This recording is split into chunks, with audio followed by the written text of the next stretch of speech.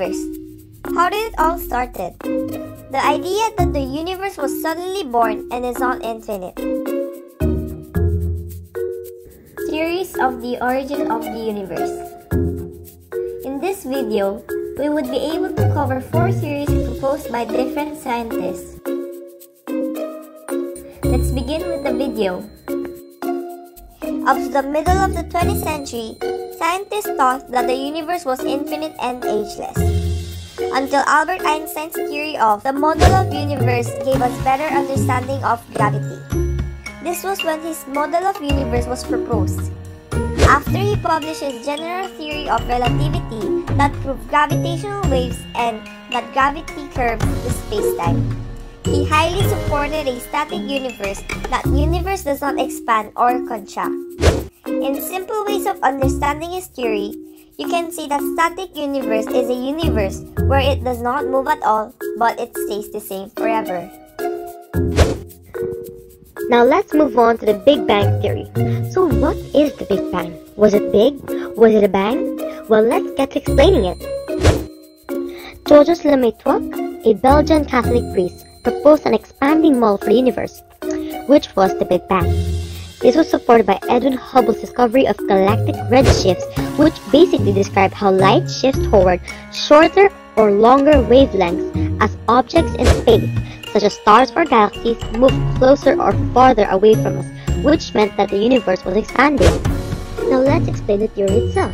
What was the Big Bang? Well, the Big Bang proposes that an explosion occurred which created our universe. It was extremely hot and matter didn't exist yet. Let's put this in a simple scenario. Imagine you're creating soup.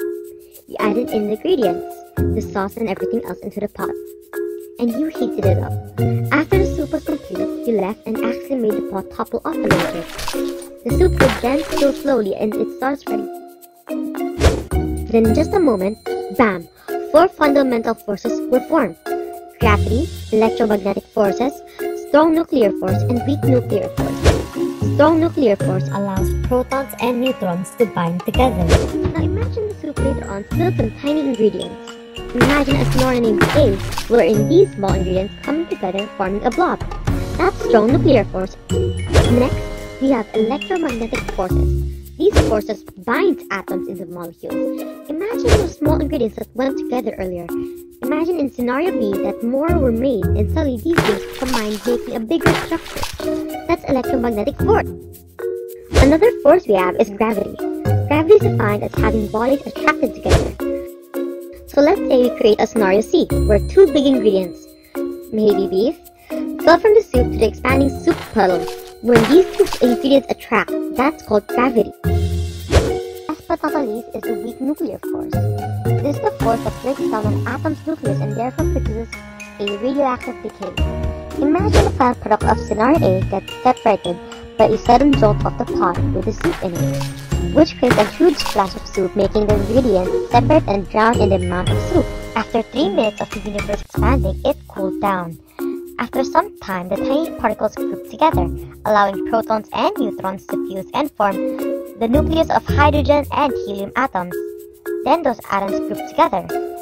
After lots of time, atoms came together to form stars and galaxies. The first stars created bigger atoms and molecules that led to more stars being born, as new stars were being born and dying.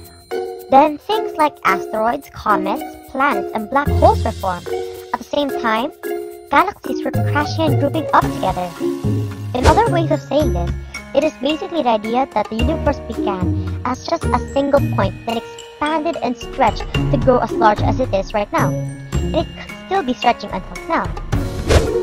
After Einstein published his support on static universe and his theory, and got debunked by the Big Bang Theory, Einstein-Friedmann derived a formula that showed that the universe is not static, that it contracts and expands. When Einstein heard about this, he supported Friedmann's idea. He abandoned his earlier static model and embraced the dynamic cosmology of Friedmann. Thus, the Einstein-Friedmann Universe was proposed, which shows that the universe is not static, as it contracts and expands at the same time. A representation for this is the human diaphragm, where in the process of inhalation, the diaphragm tightens and contracts. However, when exhaling, the diaphragm relaxes and expands. relating to Einstein-Friedmann theory, as it also contracts and expands. Another theory is the intellectual theory. This theory stated that something above God and outside of our knowledge created the universe.